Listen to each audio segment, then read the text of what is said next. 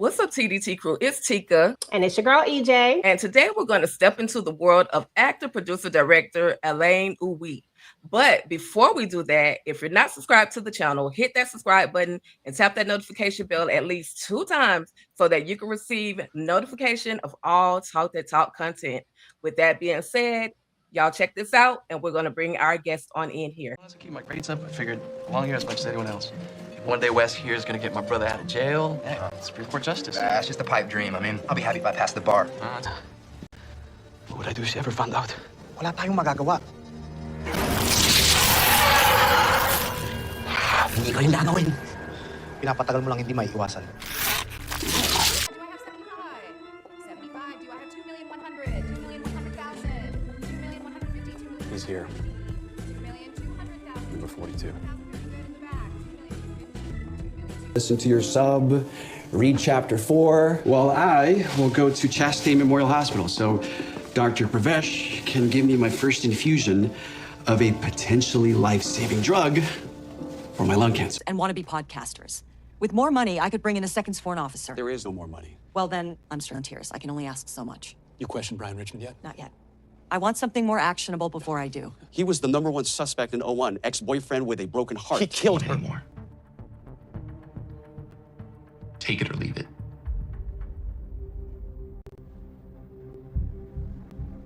Put your gun down, motherfucker. Drop the fucking gun, Egan. Fucking shoot you, motherfucker. Drop the fucking...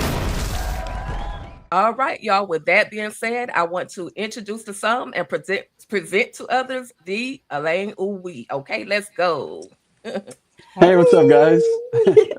Welcome. What is up? Listen, we are so excited to have you. How are you? I'm doing great. Thanks for having me. That video reel threw me back. I was like, wow, I haven't seen these clips in a minute. So thanks for that. Thanks for that trip to memory lane. Yeah. Awesome. Well, listen, we love to do something called a vibe check over here. So every guest that we have, we tailor it directly to you. And we just ask you a few questions to kind of, do a little icebreaker. So we're going to start with this one. You've been gifted an all expense paid vacation, but you can only use one mode of transportation to get there and back home. Which mode are you taking? Are you going on the train or are you going on a cruise ship? Train. I don't know if I could sit in a cruise. Like, I feel like I'm on the boat and I'm stuck in a container and it just feels claustrophobic. At least on the train, you get to see you're on land, you know what I mean? And you get to see some cool things or not so cool things. I've been on both, and yeah, I'll take train. Final answer. Nice. Nice. Okay, so this is because sometimes we'll do it as your character and sometimes we'll do it as yourself. So this is as you. So as Elaine. Okay. You have a sweet tooth and you're craving something sweet from the Philippines. Which dessert are you choosing? Are you going with the hope I'm pronouncing this correctly because I'm not great at this. Is it Halo and Leche Flan? Is that right? It's halo and leche flan. Yeah. Leche flan. Yeah, I messed all that up. No, you're good. This is easy. Halo, man. I grew up on that. I like leche flan. Don't get me wrong. Flan is dope. It's just halo. You get everything, man. It's the best of everything. Okay, it does look like it has a lot of stuff going on in it. It's so good. It is so good. Awesome. Okay, so again, you're a father and your son says, Dad, I need you to come to my school party, but you have to come in costume. Which are you choosing? Are you coming as Superman or Dr. Doom? Man, Superman's boring. Let's go Dr. Doom.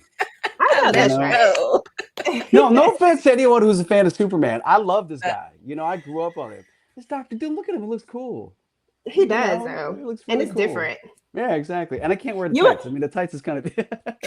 I can wear that. I got the cape. I'm hiding certain things. You know what I'm saying? I'm ready when I'm black. We're good. I know, right? And you would get so many cool points for this because your son would be like, oh, yeah. Like, I feel like just like everybody would love this outfit. So I think I would. My son likes like a lot of dark. He always wears black and stuff. So that's perfect. Like, that's his vibe anyway. So it's perfect. Awesome. All right. Now it's Saturday morning and it's time to clean the house. Which genre of music are you listening to? Are you going with the R&B? You gonna be over there with Mary and Usher and them and just straight R&B, or are you listening to hip hop? You gotta get some bounce in it so that you can get stuff done. So Some Nas, some Kendrick Lamar. What you got? Dang, you guys are messing me up. This is a tough one. Okay, so I'm an R&B guy at heart. I mean, I see the D'Angelo, I see the Music Soul Child, I see Jill Scott. I mean, come on, I can't. I love everybody on the hip hop side. I'm a hip hop kid too, but R&B, man. I mean, you gotta. I mean, put some Sade in there too. Forget it. Forget it. Mhm. Absolutely. I Love it. 100% agree with you. That's exactly how I am too. So I right there. Okay. Now listen, you've been accused of a crime that you didn't commit. Who are you calling to help prove your innocence? Are you calling Renee Ballard or are you calling Robin McCall from Dang, the you guys are Equalizer? tough. You're gonna make all the universes hate me. This is Yeah, this is where it gets. When I told you we get a little messy, this is where it gets a little messy. Okay, this is be messy. honest. Okay. Damn, this is tough, man, because Renee is a badass. Robin is a badass. I mean, okay, let's see. Let's dissect this. I think because this is tough. This is really tough. I mean, it's the equalizer. I mean, what are we doing? I mean, and to be partial, I mean, I'm a huge fan of Maggie Q. She's a sweetheart. She's a legend in my community. But it's Queen Latifah. I mean, I got a quick short story to tell you. When I worked with her, I snuck up behind her, introduced myself, and I said, I got to say, my brother passed away about 2 years ago, and we would always bump, hip hop and R&B. And, the first time I had my first summer of love when I was like in 10th grade, I was dating this, my girlfriend at the time. She introduced me to the other side of Queen Latifah, specifically Weekend Love. When she started singing, I was like, Mm, "What is this? This is Queen Latifah? Wow!" right. So she has a soft spot for me. So there you go. But I told him like, out of all the songs you did, Weekend Love is, man, that's the jam. I That's love that song. Dana. Okay. Yeah, I yeah, love yeah. that. I love that. Okay, that's what's up. I love that. Well, listen, that was our vibe check Did I pass interview. the vibe check? Did I You pass it? absolutely Listen, you passed the are vibe check. absolutely a vibe. Okay. That part for sure. Well, many people know you as AUSA Bill Singh from Power Book for Force, and others know you from Bosch, excuse me, as Nelson Hastings. But who is Alain Uy? And I'm sorry if I'm messing up your name. You're good. You're good. I Elaine, messed up. Elaine Elaine, Uy. but I do love the way you say ooey. It's ooh wee. I love that. Uy. That's what it's That never gets old. That never gets old. I am. Oh God, that's the proverbial question, right? It's like who are we really? I'm a father. I grew up in LA. I was born in the Philippines. Moved here when I was 6. I'll give you all the facts.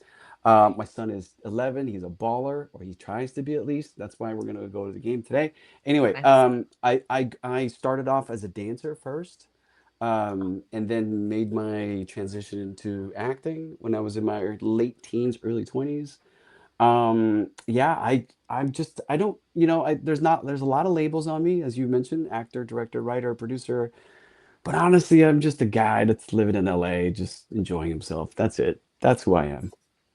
Absolutely. Absolutely love it. Quick follow-up question. What genre or what part or what world of music or dancing were you in? Is it like lyrical dancing? What world was that?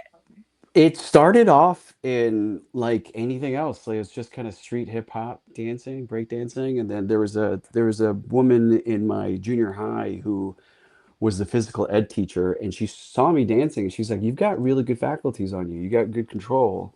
You should take lyrical and contemporary." And so she was teaching that after school. I was like, "Oh, I'll try it." I fell in love with it. To be Nice. honest, I was like, "Wow, this is it for me." But before even all of that, as an immigrant, I was very quiet, never really expressed myself in any way, and I started off with my brothers doing martial arts, and that was a lot of fun, but I enjoyed the physicality of it. I love the movement of things. And when I discovered dance, I realized, oh, I could really express myself through movement. This is great. But then when you add the element of music to it, and then you introduce yourself to lyrical with it, which is an expression of emotion through dance and through music, I was in. I was like, wow, this is it. This is it. But yeah, lyrical contemporary is my home. The branches off that is hip hop and breakdancing. But that was it. In fact, funny story or anecdotally, I was in the same dance crew as the guys from Tribal Nation, Black Eyed Peas. Okay. We were a group called Tribal Nation, Nice. like in LA, East LA, and I was like one of the youngest kids. I got a lot of Nice. stories about that. That was a lot of fun. But yeah, Oh my with gosh. Nice. Will and Alan, aka Apple the App, and obviously Right. I'm really good friends with Jimmy and Taboo. But yeah, those guys. I mean, Nice. I grew up with those guys. Nice. Okay. Nice. I love it. I love a good backstory. Listen, the stories they're definitely going to continue. How did you make your way into the entertainment industry as an actor? Whew. I got in through the discovery of theater when I was studying abroad in London, specifically Oxford. I got into a really bad car accident in my senior year of high school, and I couldn't walk for maybe 6 months. I was bedridden for about 6 months. I just couldn't do anything. And that's when my whole, idea of dancing kind of fell apart. I was very depressed. At the time, I didn't know it, but I was like, man, this is bad. I thought my life was over. Like, what am I, if this is where I put everything into, all my energy into. But oddly enough, I was, had a crush on this young lady, and she was a huge theater person. And she was talking about this play in London, and I secured some tickets. They were very expensive. I was broke, and I surprised her with it. And we went down. And halfway through the show, I was more interested in what I was looking at and experiencing than the person next to me. And that's when I was like, okay, there's just something else happening here. And that's how I discovered the acting part. Now, as far as the industry, I mean, anyone can attest to this if you've ever tried anything. It's like the barrier to entry is very high and very difficult to break through. But I came back when I was 20, roughly. Did 2 years in Oxford, and I came back and I was like, this is what I want to do. I'm going to try to pursue this thing. And that's how I kind of got into it. I had a lot of friends who were in the industry, actors, that like child actors that I grew up with, and I started picking their brains about it. And that's how I got into it. It took a while, but here I am. Nice. Nice. Yeah. Absolutely. Listen, I love that. I just gotta ask though, being a Filipino American, how did that affect any of your career choices or how did that influence any of your career choices? And second part of this question, how were your parents feeling about you even entering into this whole acting world? Great question. I think for me, I belong to a family of five, and I'm the fourth in line. And I have this theory in which my three older brothers wore them down, and they were just like, you know what, do whatever you want, just don't die. Right. That's the joke. Right. It's like, they kind of left me alone. So, I was left to kind of just be in my own world independently and just kind of explore things, felt Right. things independently. I as a as an you mentioned Filipino. For the Filipinos watching this, for anyone who's familiar with the culture, we're very Asian in some aspects, but we're also very celebratory of the arts. Right. There's a lot of very talented Filipinos that could sing, dance, they could act. It's just everything. It's all encompassing. In fact, if for the people who don't know, you can literally go on TikTok and just put, Filipino karaoke night, and it's a sport in the Philippines. It's like a national sport. It's insane. So when I first told my parents about acting, when I came back from London, my mom was like, "Cool, just go pursue it. Just if you're gonna do it, do it. Like, don't half-ass anything." So they were very encouraging in that aspect. My dad was very quiet. I Right. never really said anything specific, and in fact, there was many years there where I'm like, "Does he even care? Does he even know I exist?" But Oh, he passed away about 2, 3 years ago, and I had like an amazing experience after the fact because there's a lot of people who came up to me that I never met that were friends of his, and they would tell me stories about how proud he was of me and how much he would always like on his phone, like, this is my son acting, this is this and this. He never shared this information with me. Right. But I was like, Mhm. wow, that's so cool. The funny thing about it is I never said anything to my parents in terms of like when my show was popping up or whatever it is. I was kind of always like, I don't want to bother them about this kind of stuff. Sorry about my dog. He's barking about. So no, you're fine. No Yeah, yeah. problem. But yeah, he's he never really shared anything, but it was until after he passed away when I was like, oh my God, that's so cool. I never knew that he was that proud of me in that same way. So yeah. That's amazing. Yeah. Yeah, I love that. I love that even though your father, he passed away, he still validated the fact that he was proud of you, clearly by showing everybody, hey, this is my son, or even looking at images or videos of you. That was awesome. No matter when you got that validation from your father, because all children look to parents for some shape, form, or fashion of validation. So to receive that, I absolutely love that for you. So I'm glad that was a space in your heart that was covered, was filled, from your father validating you and the things that you've accomplished so far. I never knew you never know you need it until it happens. I was Exactly. Exactly. fine as I was. I was like, this is great. It is what it is. I've accepted it. This is how my father is.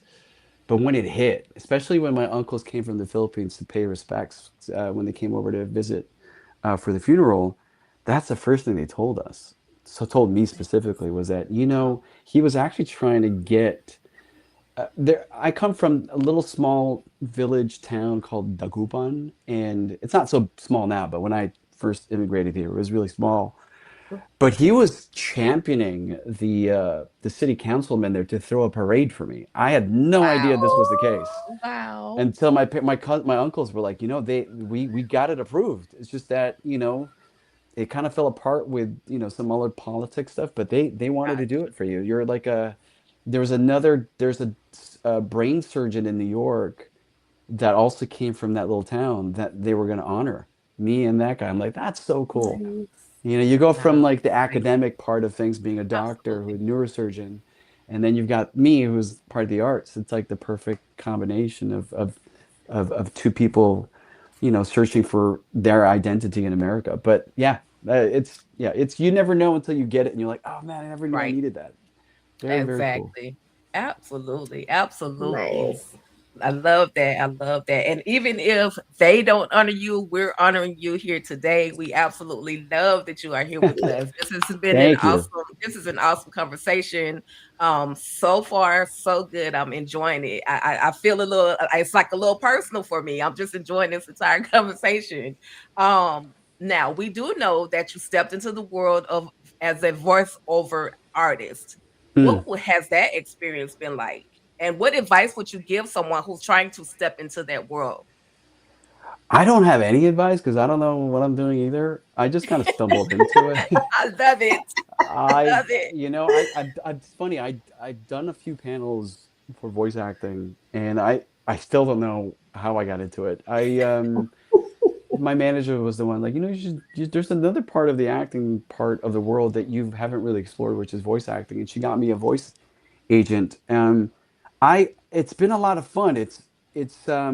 I think what's really interesting about my skill set is that I speak different languages. So I think that's Mhm. how I got into it. So I speak Mandarin, Mandarin, Cantonese, Filipino, and a few other dialects, and I'm really Mhm. good with accents. I've always been sort of great at mimicking, or ingesting accents. So that's how I kind of got into it. I was able to generate voices. Right. Am I good at it? I don't know. Like, I feel like I'm lucking out in a lot of these things. Like, oh, okay, there's not a lot of Filipino people that could do this. So who's union? So here you go. I don't Right. know. But in terms of advice, I mean, it's anything, if you do anything, it's all about consistency and perseverance, right? It's like everyone runs into a wall in the beginning. It's like, Mhm. dang, this is really hard. Well, of course it's hard because you've never done this before. So there's a huge learning curve. But if anyone's out there interested in anything, regardless if it's acting or being a doctor, the bar exam, for example, for as a lawyer, like these things are hard. there are very few instances where you're just lucky and you just get it, and those are exceptions to the rule, but for the most part, go and try. It's the same thing that my mom always told me. It's like go out there and fail. It's the only way to learn, and Yeah. on the other side of failure is really the part of growth and the part of success. So that's it. That's all I got. Listen, absolutely. Listen, you're saying you don't know if you're doing a good job, but just here listening to your voice and watching you portray some of the other characters that you portrayed, I would definitely listen to an audiobook with your voice behind it. That's all I'm gonna say. Okay. Yeah, I I will agree. put you guys to sleep with my voice. I So love it boring. though. I love it. I love it. Okay. All right. So now we know you have been a part of the Power Book universe, Oh, here we but go. you're Here we go. also a Let's part of buckle up. Let's go. Power we're book. Let's also go. we definitely know you're a part of an amazing universe, aka the Bosch universe. Talk to us about your experience as Nelson Hastings, okay? It was great. I got to be honest. I didn't watch any of the Bosch Legacy. People who are huge fans of the universe will probably skewer me for this, but I just didn't watch. I was up for a couple parts in the original Bosch and the original series as well as Bosch Legacy. But then I got the offer to play Nelson Hastings, and the minute I broadcasted that to people that I respect that are writers, the first thing they said was like, "Holy shit, you're playing Nelson Hastings? They casted you in that? That's a wild story. That's a wild character." Um, but as you shoot the thing, you realize that they take creative freedom in terms of adapting the book. So they changed a few things for the character, but for the most part, I really enjoyed it. I mean, the writing itself is fantastic. The two showrunners are amazing at the work that the words that they created for us, and I just remember every table read we would do and every script I would get, I was like, dang, this is really, really good. And oddly enough, you read a lot of scripts that are really good, but sometimes they don't translate as well Right. on TV because there's a lot of filters and channels it has to go through in Yeah. order for it to be produced. You've got directors, you've got producers, you've got the network. So I was like, this is really good scripting and the acting is fantastic. Right. So I'm feeling hopeful, but you just never know. And I just remember when it first, when we premiered, and they dropped all the episodes at once at Amazon, and the Mhm. reception was fantastic. And so that gave me a sense of like, okay, it was well executed, and it, I was like, we're gonna get a second season for this. This is great. But it was fantastic. Maggie Q is fantastic to work with. As I said earlier before, she's like one of my heroes, and just to be able to work with her and to talk to her about some of the things that we've all gone through, of people of color in the industry. It's just kind of comforting to know that you're not alone in some of the things that you experience. So it was great. Nice. Love it. I love that for you. Now, for anyone who has not yet seen Ballard and they don't know who Nelson Hastings is, how would you explain that character to them and what can they expect from Nelson Hastings? Do you ever walk around you ever walk around the house with socks, and then you step into like a puddle of water, and you're like, oh, that is Nelson Hastings in a nutshell. That's that Nice. guy. You're just like, it's like, really? Why? Like, I didn't see that. I stepped into it. Oh, now I gotta change my socks. And then you change your socks and you step in it again. But that's basically who Nelson Hastings. He's sort of the proverbial thorn on the side of Ballard.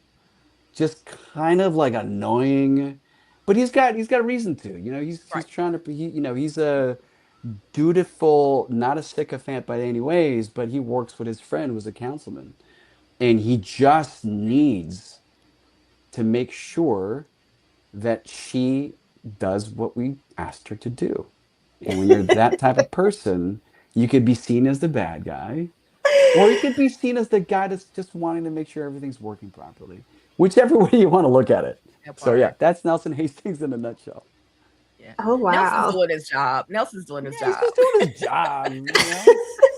He's a guy Oh who my loves goodness. it. You ever get those guys? You ever hear the term where like, oh, that guy really loves his job?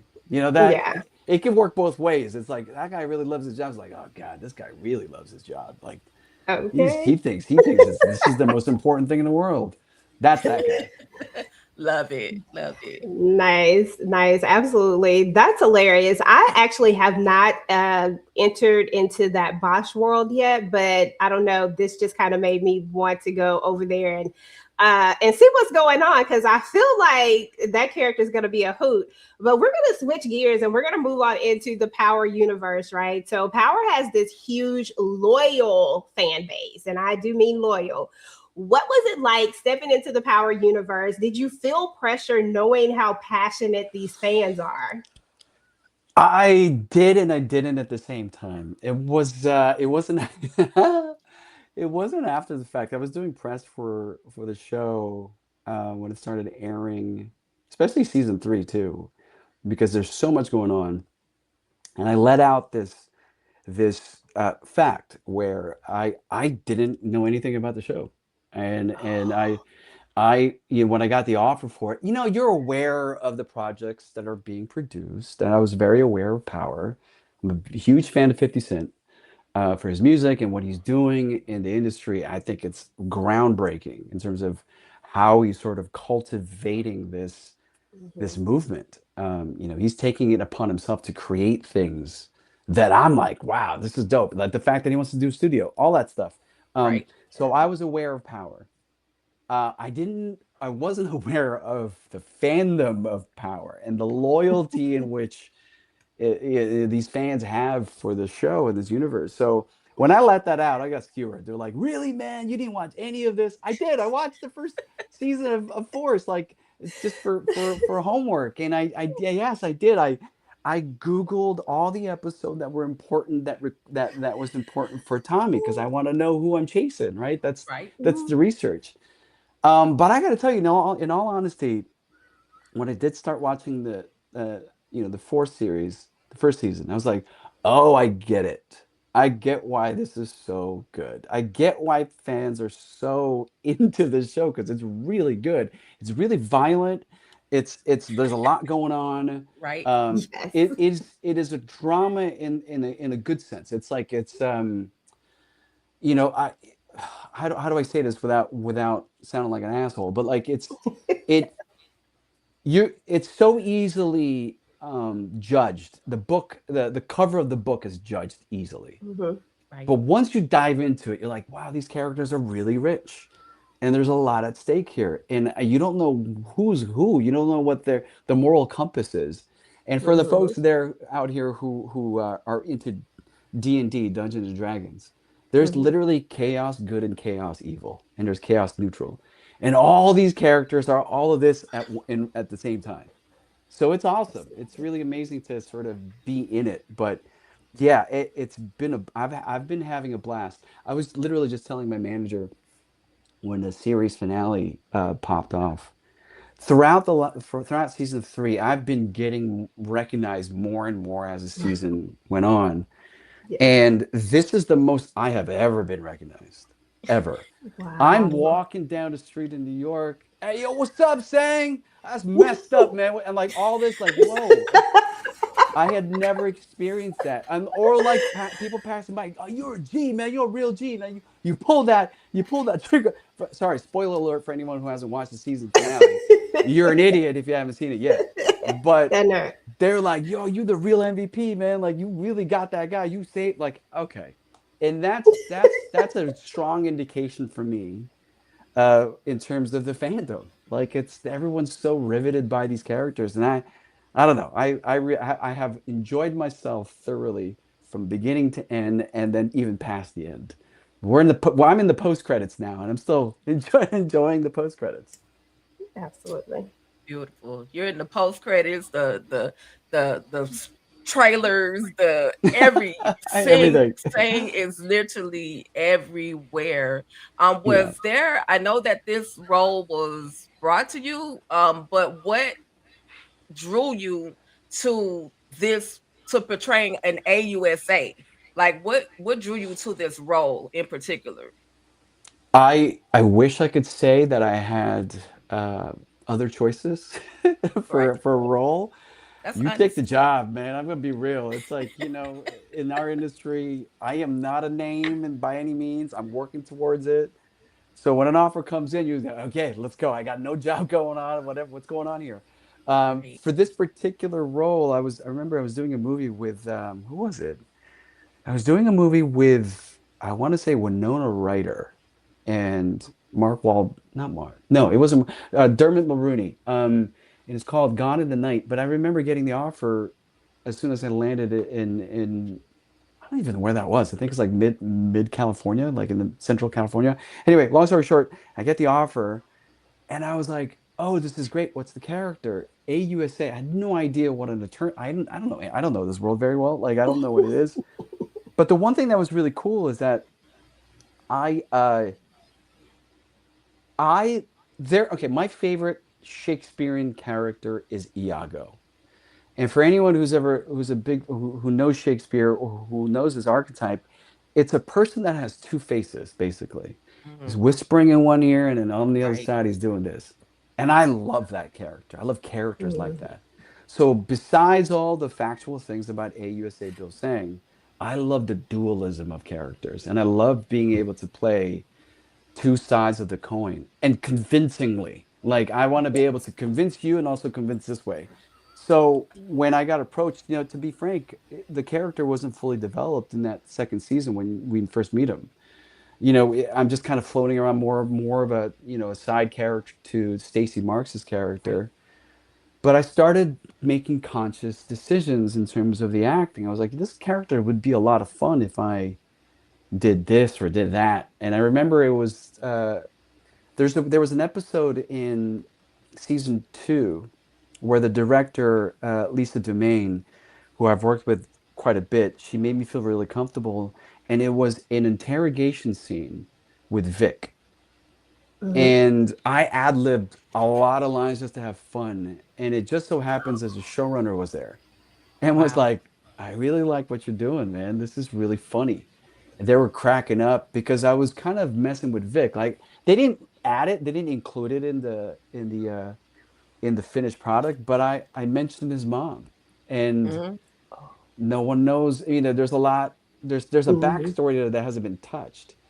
And when Mhm. I threw it at Shane, who played Vic, he got threw off. He's like, oh, is that how you talk to your mom like that? And he was just like frozen by it. And I remember after the take, he was like, yo, dude, that's rough, man. The fact that you said that and that gained, that gained confidence in a lot of the writers. Like, okay, this guy could play. Let's really develop this character for season 3, and that's where all this sort of came about. I'm not saying I did it, You did but it. when You did it. I can't take full control, but I think they also saw something in me. They were like, okay, Right. Gary Lennon was really instrumental in a lot of ways in terms of being open, because when I asked him about certain backstories of this character, as you do as an actor, you sort of create all the factual things about characters and like what is the perceived notion of it, like how does he see himself and how do other people see him. So I Mhm. created it, and in a it's all that dramaturgical bullshit, and then I talked to Gary. I was like, hey man, is he from Chicago? Is this his hometown? How does he feel about it? He's like the only Asian guy in his world. What the hell's going on? Yeah. So Gary was like, what do you think? And I presented a lot of stuff to him, and he was like, I like it. Let's move with that. So, yeah, I had a great time playing that role, and like I said, characters like this that play two parts or two roles or two sides of the coin Mhm. are always a lot of fun. Always a lot of fun. Awesome. Awesome. And that's actually where I was kind of leading to, because I was gonna say that, saying he was dirty, working for the cartel, probably one of the most hated type of characters in the Power universe because of the fact that Power fans will ride for the criminals like Tommy all day long, right? But if you are in the legal world, the cop world of it all, and you play both sides of it, that's a little bit different for Power fans. They get a little shaky when that type of stuff starts happening. And I wanted to know exactly that. What was it like playing that kind of character? You kind of touched on that about enjoying that whole playing the two sides of it all, but you can elaborate a little bit more. I was elated when I discovered that in the beginning of the season, where Gary told me, it was like, okay, I'm just gonna get word. This is what's on the board. You're gonna be extremely happy with where your character goes. He's like, I'm not gonna tell you a lot, but you break bad. I'm like, okay, this is great. And not only do you break bad, but you get one kill in the season. He's like, I'm not telling you who you kill, but it's crazy. I'm like, all right, I'm in. Now I get to kind of, I kind of get a sense of where this is going. And let me tell you something, man. Like, when I found out that I off DeFranco, first of all, let me preface this by saying the actor who plays DeFranco, Chris Tardio, is a dear friend of mine. We hung Oh. out heavy when we were in Chicago. Like, this is my best bud on the show. Him and Joseph Sikora, we all hung out a lot. Now, Joseph, he knew. I think obviously he's one of the main guys, so I'm sure he was privy to it. But Tardio and I had no idea that I was going to kill him. So when they dropped that episode script to us, like, I think it was around two episodes before, so we were shooting episode 8, and we got the script. This dude called me up right away. He's like, why you gotta do me like that, man? Why you gotta be you? Why is it gonna be you? I'm like, hey, don't spoil it. I haven't read it. So I read it and I call him back and I'm like, yo, dude, I am so sorry, but holy shit, this is great. But going back to your question, I think it's really cool because you're right.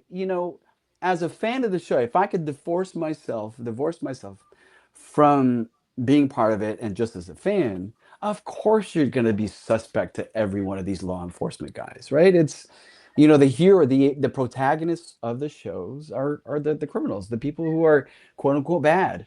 But at the end of the day, I mean, just because you're part of the law enforcement doesn't mean you're not bad. I mean, they're all bad. Everybody's bad. They all break bad eventually. But what gives me a lot of peace is that in some ways I helped the hero. And then I'm like, okay, I got you out, man. I got you out. Don't worry. I'm gonna give you the tapes. Don't worry about it. But maybe I don't know. Maybe I'll leverage this. But the thing about it is, like, the show itself. I mean, the name is called Power. Right. Exactly. It is Game of Thrones all over again. Who's gonna sit on top? And Bill Tseng sits on top right now in Chicago in terms of the law enforcement. He was able to usurp Stacey Marks, was able to clean house with the DeFranco thing. Now he sits pretty. For now. We'll see what happens in Legacy. So there you go. Absolutely. Listen, because you can't trust Tommy. So you just better watch your back, Sing. That's all I can say. But it seems that, Sing is pretty fearless. Like, the one thing that I thought when I kept watching the character was Sing seems very, very concerned for his wife. He doesn't want anything to happen to his wife. But then after we see the demise of the Franco, Sing seems to be way more fearless than what I thought he was going to be. So, from your perspective, as an as an audience member viewing Sing now, what is your perspective on Sing? Is Sing the worst of the worst? Is he like the best of the best? Like, what's your perspective? I love the fact that you said he seemed really concerned about his wife. I love that. Because the choice I made as an actor was like, this is all a show. Now, whether or not that's a fact, I don't know, but that's the choice I made in reading the script. I'm like, okay, for me as an actor, I try to hold a secret in as I do scenes. So it's a secret in the sense that no one else knows. it could be factual, it could be just a made up thing based on my own thing, it could be anything, right? But that's the secret I held, was like, I am a psychotic, crazy guy. And I mean, even the choice of shooting Tardio, you know, as an actor, I was talking to Robert Townsend, the director, about it. I was like, I want to shoot him like I've done this. Like I would like to shoot it as if this is not new. Because if the line that precedes that movement is Tommy going, I didn't know you had it in you. Well, let me really provoke that. Let me really shoot him like I know how to hold a gun. And the second I do it, I'm cleaning it up. I've done this before. So to answer your question, does he really care about all that? I think if anything, he cares more about himself. I think it's all about self-preservation. And is his wife that important to him? Yes, to an extent, because in some ways I think, and this is just me. This isn't, the writers didn't tell me this. This is just me projecting. But I think he sees her as a tool in the facade in which he puts out to the public. She is a real estate agent, a powerful one at that. And what better power couple than a person who sits on top in the legal system, and a person who is in commerce. Now, if you talk about a power couple in a city, that's insane. If I can move laws and in terms of addressing certain things that I could lobby and then make things easier for us to make money, I mean, come on, that's a win-win for everybody. So that's how I see it. That's my secret. Nice. Tseng is about to own every property, every piece of property, and everything else in the city of Chicago and beyond at this point. There you go. There you go. Nice. What's funny is that, going back to what you talked about when you discussed about when we were talking about the possibility of him actually giving up those tapes, it made me think about Proctor from the OG Power, because that was also a notion where he had something that he was supposed to give up and ended up using it for leverage. So it would be interesting to know if that ever actually happened, because we know how power does. But my question to you is, what is something about seeing that the audience actually never got to see that you wish had made it to the screen? Oh, that's a great question. There were a lot of talks in the beginning, before we even shot season 3. I was talking to several of the writers, because we anticipated getting a season 4, and so we were hoping for it, because season 2 was a redirection of sorts with Gary Lennon come back in, and so now he was able to kind of set it up for however he wanted to sort of move forward with the storyline. And I would have loved to have had a chance to really see how Tseng deals with everything. That would have been great.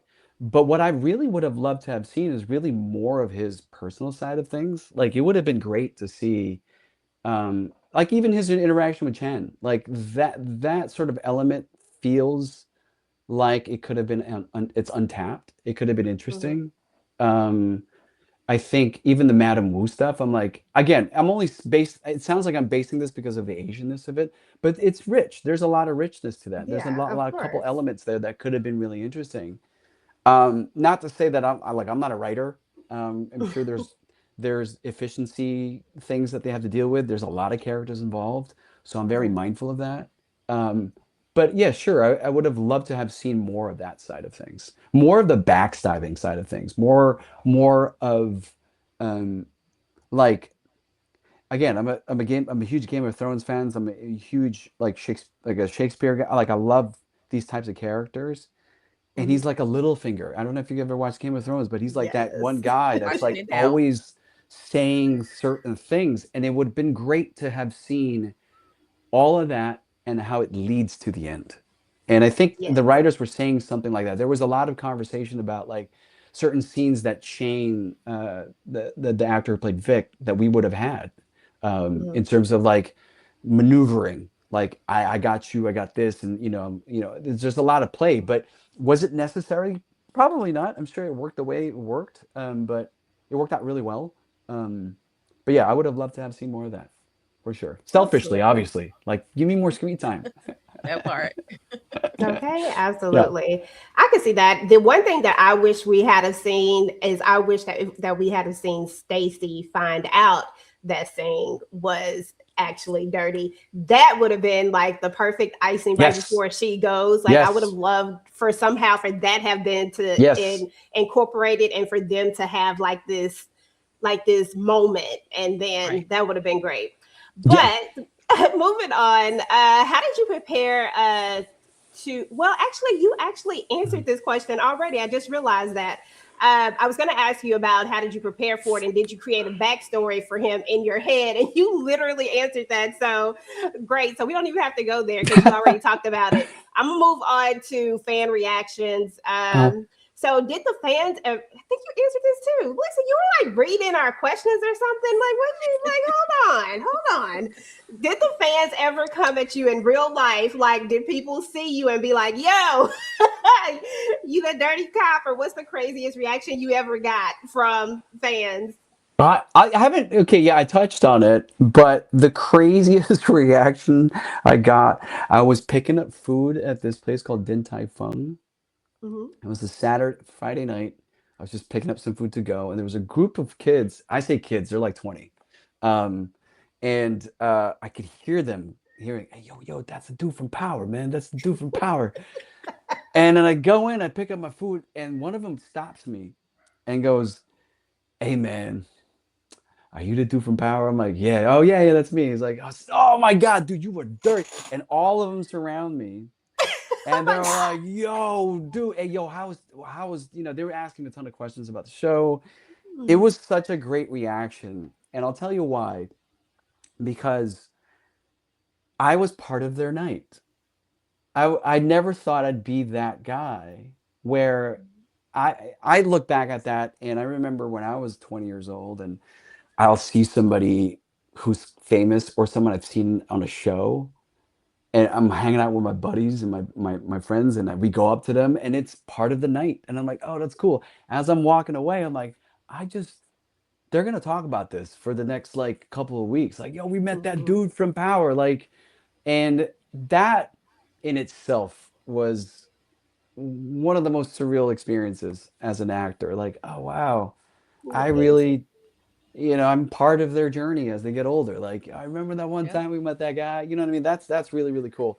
But I'll tell you something else too. Like, there's this Chinese restaurant up the street, and I've been going there for years.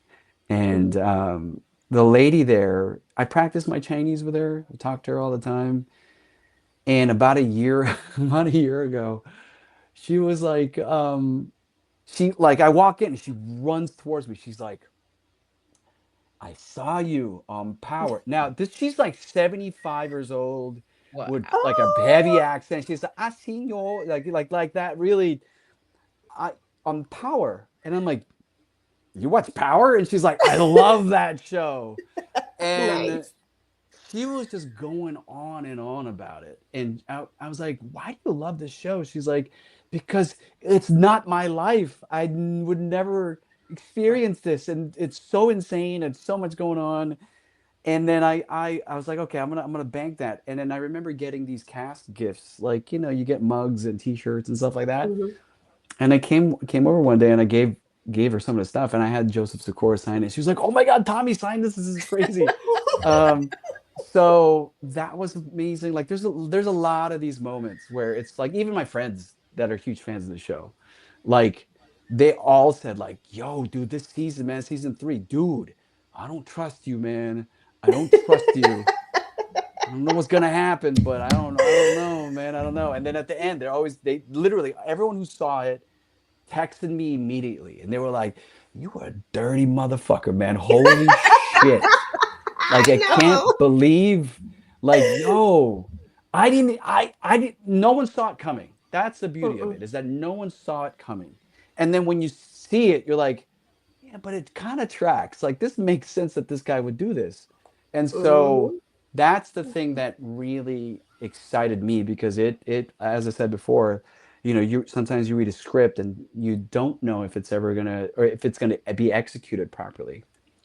Yeah. And hats off to Gary Lennon and the writers, and obviously the legend Robert Townsend for directing that Yes. amazing finale. Yes. Um, So good.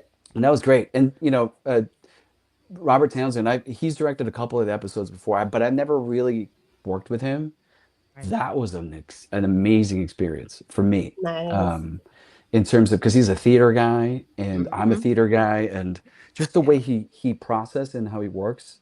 Mhm. He's an actor's director, and it's amazing, man. Like he was able to squeeze more juice out of our scenes, especially between me and Tardio, because of the time and patience he had. And that guy, he made me a better actor for sure. I learned a lot.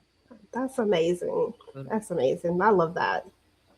Absolutely. Well, listen, in a recent interview with Miriam A. Hyman, we asked her who were her top 5 villains.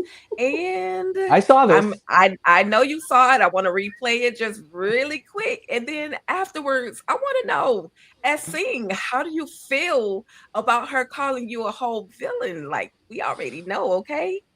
Of the 5 villains that you could think of. I know it's crazy. And you can add some district attorneys in there too if you want to. I'm just saying. Some of them was villains. Right, right. Love Ghost. I'll throw Ghost in there. I'll throw He a Tariq villain. in there. Of course, we gotta have Tommy get his ass in there. Yo, Tseng. Definitely a villain. Okay. Definitely a villain. If you haven't got caught up, get caught up. You're gonna see Tseng. I was co-signing everything. You know what? I think you guys interviewed her before the finale ended, right? Was that before the finale? That was after the finale, I think. I'm not mistaken. I think Ticket's having some issues. I think it was like, was it? No. I think it was one more episode. Yeah. So I think it was like right before. Yep, it was on the 14th, I think, because the finale was on the 16th. So yeah, I think it was right before. I think you guys let her a little bit because you're like, you could add some of the DAs in there too. But I thought that was really interesting because of the fact that you guys threw that in there. It meant, I'm sure you were referring to other characters as well, but like the fact that Miriam said that, it meant a lot to me. It meant a lot to me. I felt really good about it. I was like, that's great. Because as an actor, you just want to be impactful. You know what I mean? You just want to make a difference in the plot and the story and these characters. And for her to say that, Miriam, I love Miriam, man. Miriam is the best. She is so awesome. And again, talk about another powerhouse. Like I learned so much from her too. She's an amazing actor, human being, person. She's the best. But yeah, that made me feel great. I mean, come on, like to be amongst those names, Ghost Right. and Tommy, come on. Tommy fucking Egan. Let's go. Let's go. I'm just saying, I think you were a great villain, to be honest, because that shot that came at the end, I didn't see that coming. I think I had a little bit more respect for him. I was like, oh yeah, we might can get down with this one. He might be all right, but I still don't trust him. But he might be all right. You shouldn't trust him. You shouldn't trust anybody. But no, I get it. Like, I'm enjoying. I am basking in the response of what the writers provided for me to play. So it was great. Absolutely love that. With that being said, who would you name as your top 5 Power Universe villains? Yeah, I mean, I'm number 1 for sure. Top 5, man. Oh God, there's so many. But yeah, I mean, I agree with Miriam. Like all those things that she mentioned. If I exclude myself,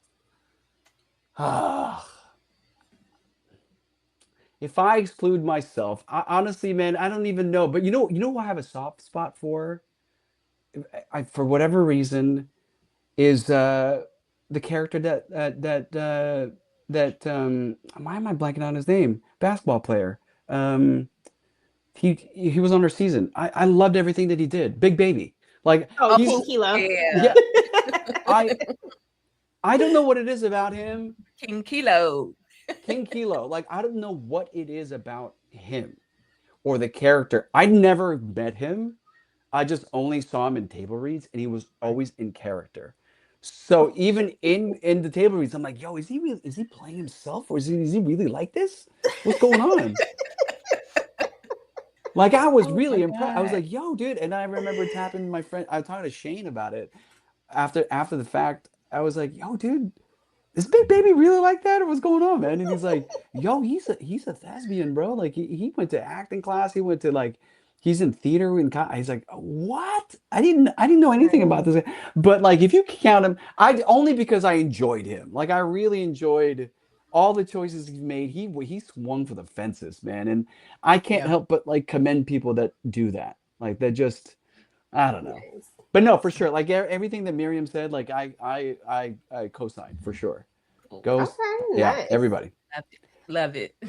But are they bad though? They're not bad. Really, the bad guys are the ones chasing him. So that's why I said on number one. I mean, come on. Mm-hmm. Absolutely. Because I feel like everybody's list of who would be like the villains would be so different. And it's so funny because Ghost would never be on my list of villains or Tommy or any, it would be more so like Tate, Proctor, Tseng, of course. Tate, of course. Stacey wouldn't even make my thing. Like all of the law. Tate, Proctor, me, like of course. I can't say that. I'm still Bill Tseng. So I'm like, you know what? I don't know. But I'll say myself only because I'm playing both sides at this point. Like, what are we doing? Right. So right. Nice. Beautiful. Listen, you actually, this is gonna slide us on into some of the behind the scenes. You work closely with Joseph Sikora, who plays Tommy.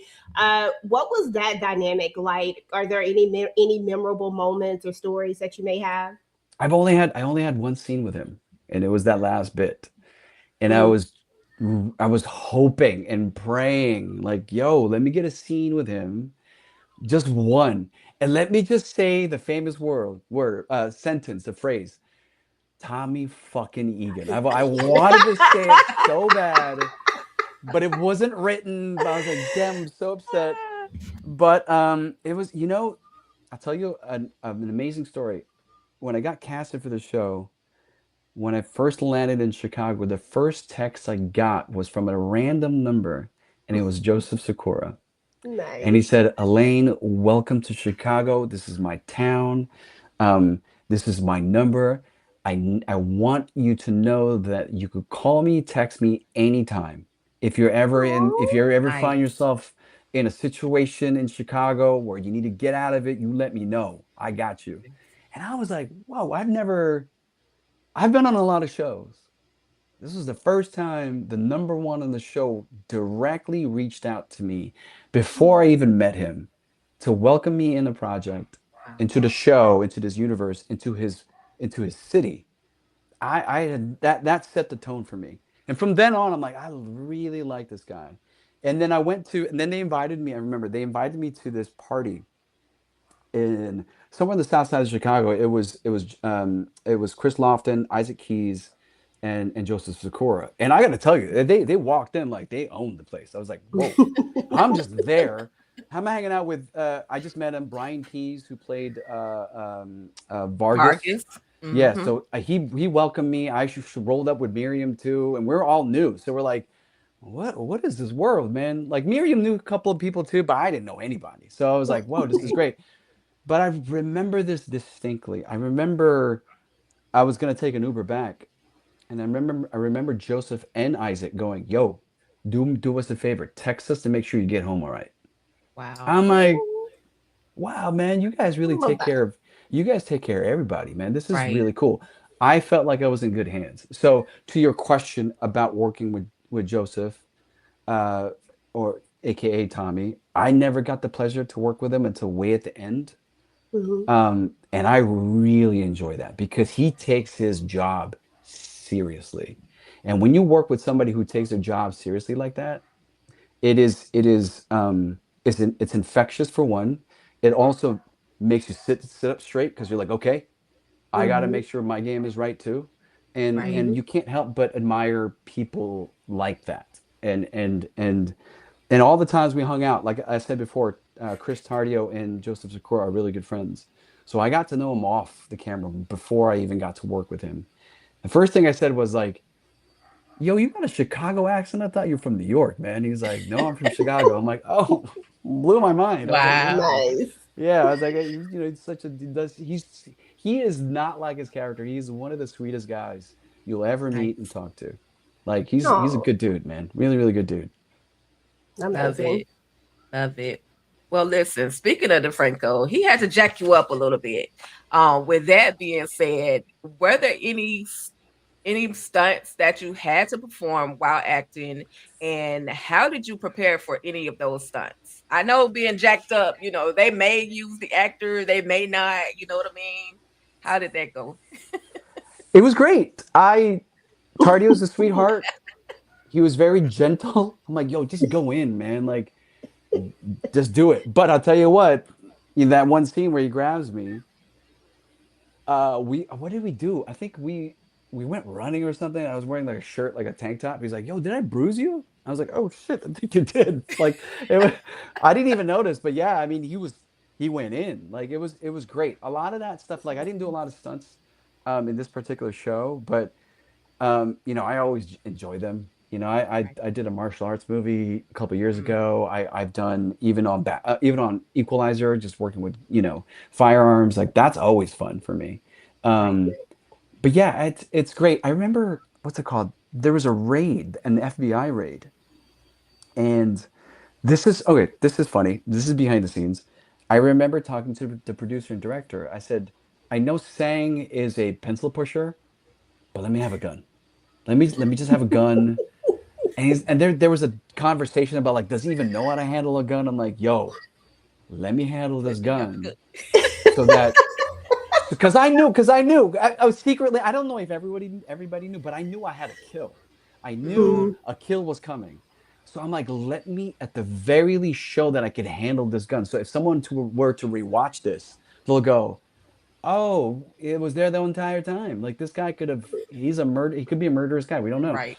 But I Yeah. remember I remember talking to the gun the armory guys, and they were kind of training me, and I showed them like, oh, I could do this, I could do this, and they're like, oh, so you're familiar with this? I'm like, yeah, I took training. And so as in rehearsal, I remember talking to the camera op. I'm like, because again, I'm familiar with what it is to look at cameras too, like as a Mhm. director. So I'm like, there's a light on my thing. I'm like, well, I'm gonna flash your camera so you guys could use it as a wipe or whatever it is. And like, oh, okay, Mhm. we're working together. I love this. So there's a scene Nice. in there, even in the trailer, where you see me holding a gun. I think I'm holding it properly. I hope so. But those are the things that I really enjoy. Those little Nice. micro things The that, little things. yeah, the little things that really show the detailing of this character. But yeah, no, Tardio's a good dude. He was really gentle on me until I realized I was bruised. Oh, And wow. he's like, "Don't worry, man. I'll take you out. Lunch is on me." Okay, Oh, that's the least he can do. Yeah, nice. Okay, the least he can do. exactly. It's the least he can do. Right. That part. What was the hardest or most challenging scene that you had to film as Sing? What would you say Uh, was the most challenging? the speech at the end, that one speech to the press and everything, that Mm-hmm. was, I don't know. I'm just saying words. I'm just like, it's hard for me to connect it. It was really, really hard for me to connect for whatever reason. And and every time there's a speech like that, it's always Mm-hmm. like, I get this like anxiety of like, oh Yeah. my God, this is a monologue, man. Like, you get the scene and you're like, this is like a page and a half, yo. Like, what are we doing? And I Mm-hmm. remember, I think it was Robert Townsend who directed that. He was like, "Give me your best Obama. Give me hope. Give me everything." I'm like, "Okay, let me slow this down. Let me do this." But it was the funniest. I was successful once, and then everything else was just like, "Oh no, I'm trying to chase the dragon, man. I'm trying to get this right." But I'm so glad. I remember talking to the producer and Townsend about it. And I'm like, "Look, I'm just gonna let you know. I think you got one shot at this, man. So roll the cameras.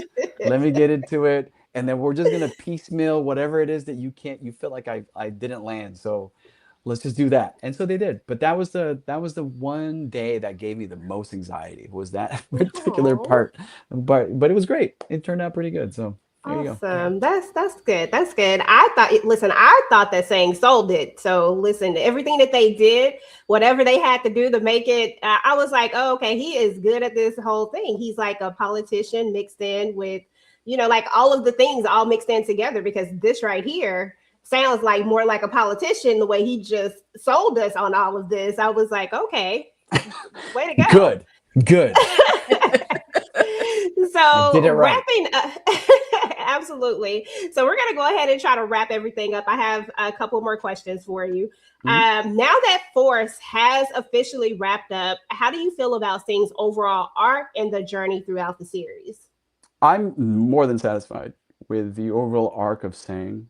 Again, we talked about I would have loved to have seen a season 4, just to see how that plays out, because I mean that would have been a lot of fun. I think selfishly for me, I think it would have been a lot of fun. I'm satisfied with the ending of season 3 of Force. I think the discourse around the finale, in terms of like, well, no, more people should have got killed. Why is Jannard alive? Like, all of that discourse, I totally get. But you got to also consider a lot of the pivoting that the writers had to do, because they did get the news that we weren't getting picked up for season 4, even though we all thought we were getting a season 4 halfway through. And so, you gotta be mindful of that as well. And I'm also aware of what the fans are saying too, in terms of like, well, they could have done this, they could have done that. I thought it was great. I think it's a great launching pad for what's to come. I think it's something that there's a lot of unanswered questions, like, how is Tommy going to go back to New York? Because I mean, he faked his own death. How are you going to do that? Like, how is that? How is any of that? Exactly. Well, that's why the writers get paid a shit ton of money to figure that out, to make it creative, to make it interesting. But I think for the most part, I really enjoyed it. I enjoyed my time. I enjoyed how it worked, how it played out. Yes, there's a lot of things. Like I said, there's certain things I do agree with. Like, why didn't Jannard die? Like, that's what's going on with Vic. Like, Vic came back. Like, what's going on? That was crazy. Okay.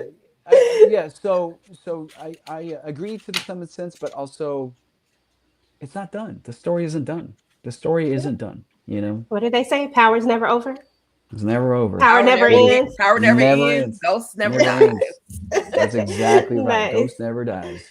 That part. Well, listen. Honestly, I think that we got the best possible outcome with how Tseng's character, as it relates to Tseng, him turning at the end the way that, well, not turning, but him assumingly making us believe that he is now on Team Tommy.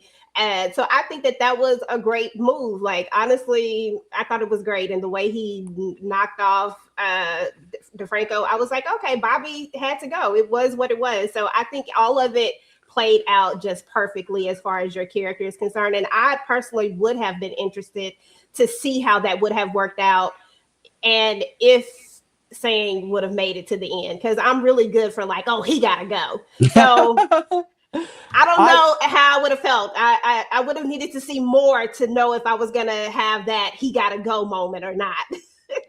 You're right, and I will add, you're right. Like, of course, I forgot to say that. Of course, I'm happy. I survived. Like, the character's alive still. He didn't die. So good. That means I could potentially come back if they need my presence. But yeah, it would have been fun. If I remember telling Gary when we wrapped, I was like, thank you so much for this opportunity. Like, truly, I had a blast. And he's like, just make sure you're not too busy, because we might call you back for the the spinoff. And I'm like, don't be saying shit like this. Don't get my hopes up, man. He's like, I'm just saying, it was really a joy writing for your character. Right. And there was a lot left in the tank for you. So we'll see. Whether or not that happens, I don't know. Listen, we're You're gonna right. speak it into existence because That why part. not? Because Tommy always Yes. gonna need somebody to do some dirty stuff for him, and he has the perfect person in the perfect position to, to do some dirty things. So Happy listen, to do we're it. gonna Bring them Happy back to to do life. exactly. it. Listen, go ahead. Don't So trust me. that's Hey, good. don't trust me all the way through. But hey, happy to do it. Of course not. Definitely don't trust you. But listen, you probably gonna play ball initially just to make sure that Tommy knows, like, okay, maybe. But we all know how it goes. Okay, But this, let's tease this out for a second. I mean, okay, if you really think about it, what more can this guy want? He wants to protect this, right? hmm Yes, Tommy has leverage over him, but at the same time, if I'm still sitting up here as the DA, basically king shit of fuck mountain in Chicago, I hmm mean, that we could do part. this together. Yep. You could run the cartels. I'm making money off of that anyway. Let's Right. get hmm this right. Right. So I see both sides. I see, like, what is his ultimate motivation? Does he want to be the governor? Does he want to be the mayor? Does he want to? I don't know if he wants that. What he wants is money. I know he likes hmm that a lot.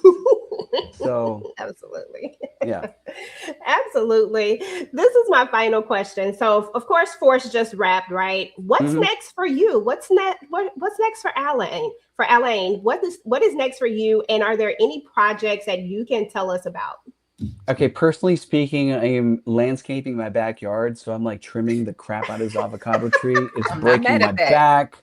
It's been No raining one's like mad at crazy that. in LA, which it never I rains in love LA, it. which means the roof is jacked up. I'm fixing that. I'm doing a lot of house. That's what's in my future. That part. And also my I'm here son for is that. about to play basketball, so I gotta Right. do that. But as acting goes, in terms of creative, there's a few projects that I have in development as a writer. Um, that I'm at some point will be excited to share with everybody once it breaks. But I'm developing something that's akin to it's a feature that I'm doing about my dad. Um, Nice. I won't share too much about it, but it was, how do I say this? Um, it deals with a story about, like, the inverse of the American dream. Like, my dad didn't want to come here. Like, he was like, hmm I want to stay. I want to be back in the Philippines. This is for you guys. So, Right. hmm like, that sort of reconciliation of figuring out that. So that's the story about that. I'm also developing a TV show based off of my experience documenting my friends that were DJs in the 2000s. Okay. And so it's kind of a throwback to that era of crazy shit where everyone had a lot of money for some reason, and this is before the big recession that happened in 2008, and all that hmm went down in Vegas and LA. And anyway, there's that story that I'm developing. And as far as acting goes, there's a few projects that I'm up for. I am hoping that I get. I can't say because I don't want to. I'm a superstitious person, Right. but there's a lot going on still, but it's all in development.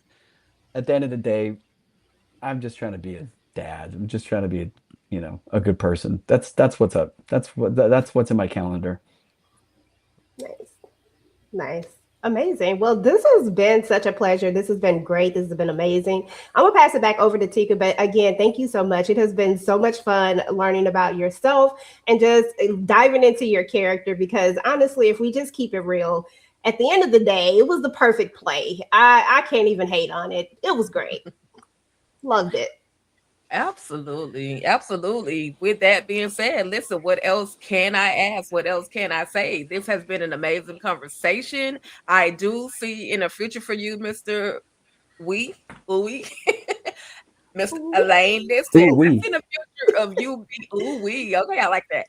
I see the future of you doing something funny. Like you really have an amazing sense of humor just sitting here and listening to you and some of the things that you said. I see some comedy in your future now. If it happens, it happens. I'm rocking with you for sure. You've got a fan in me. And the world has been taking notice to the one and only Mr. Uy. Okay. So with that I being love said, that. absolutely. Thank you so much for being here. Last but not least, please let everyone know where they can find you, social media wise. Oh boy, I'm on Instagram. It's just my name at Alain Uy. I'm not as active as I used to be, but that's really the only social media that I have. I do have a secret TikTok account, and it's just me dancing, but it's more private than anything, so I'm not going to broadcast that. That's only for my mental health, like just to be able to still dance. But that's it. It's really just at Alain Uy. That's it at Instagram. Beautiful. Well, thank you so much. This has been an honor to to be able to have this conversation with you. And we here at Talk That Talk Media absolutely appreciate you. If you guys are subscribed to the channel, go ahead and tap. If you're not subscribed, go ahead and tap that subscribe button, tap that notification bell at least 2 or 3 times so you can receive all notifications. Head on over to Instagram, follow Mr. Uy, do all of the things. I know y'all are love hating Tseng at this moment. So make sure you guys are following him. Don't be weird about it, but follow him and be supportive, okay? No, be weird about it. What are we doing? Just be weird. Let the Love freak it. Love flag it. fly. Just who cares? Be weird. All right. Now you open that door and they will come in, okay? I'm just saying. It's okay. Hey, you know what? Just be you. It's fine. Beautiful. Beautiful. Absolutely. Thank you so much. And y'all, we up out of this thing. Peace. Peace.